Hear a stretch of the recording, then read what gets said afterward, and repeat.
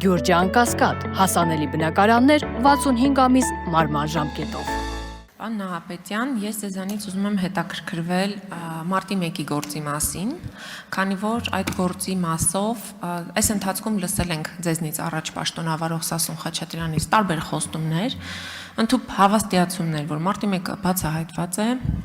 հեսա դուք լսելու եք սենսացիոն բացահայտման մասին, բայց այդ բացահայտման մասին մենք այդպես էլ ոչինչ չենք լսել։ Եվ այդպես էլ անհայտ է մնում մարտի 1-ին 10 զոհերի հանգամանքները, ինչպես են տեղի ունեցել սպանությունները։ Երեկ պարոն Հակոբ Արշակյանն էլ զգացական ելույթ ունեցավ, նորից վերապրեցինք մարտի 1-ի օրերը։ Ես ուզում եմ հասկանալ, 2018 թվականից Նիկոլ Փաշինյանը անընդհատ հայտարարում էր, որ իր առաջնահերթությունն է մարտի 1-ի բացահայտումը որպես քաղաքական լիդեր։ Բայց այդ առաջնահերթությունից կամ առաջնահերթության հանրահռչակումից անցել է մոտ 8 տարի։ Ոչինչ հայտնի չէ։ Նիկոլ Փաշինյանն ասում է, իմ կարծիքով ամբողջությամբ բացահայտված է։ Մեզ պետք չի որևէ մեկի կարծիքով բացահայտումը։ Մեզ պետք է իրական բացահայտում մարտի 1-ի։ Ի վերջո, որպես նաև ես Նիկոլ Փաշինյանին հավատացող եւ հավատացած մարդ, նաև դրա համար եմ հրապարակ գնացել, որպես իրավատեր քաղաքացի, որ մարտի 1-ի գործը պիտի բացահայտվեր Նիկոլ Փաշինյանի քաղաքական իշխանության օրոք։ Բայց այդ բացահայտումը չկա, մենք փոխարենը տեսնում ենք Նիկոլ Փաշինյանը գնում է խրոխտ արձանի բացման մարտի 1-ի առիթով, այսինքն մենք իշխանության էինք բերել Նիկոլ Փաշինյանի, որ մարտի 1-ի առիթով արձան դներ, հուշարձան կառուցեր, մենք կոնկրետ ակնկալիքներ ունենք։ Ես հասկանում եմ, որ գուցե շատ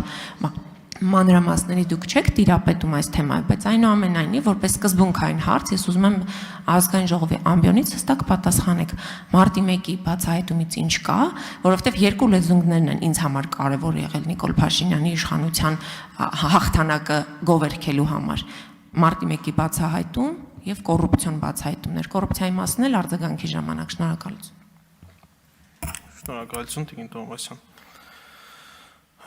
Մարտի 1-ի գործի մասով ասեմ, որ իմ ուշադրության կենտրոնում է այդ գործը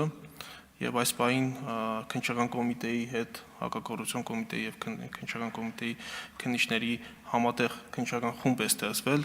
եւ այս պահին ակտիվ ապացուցողական եւ վարորդային գործողություններ են կատարվում այդ գործով։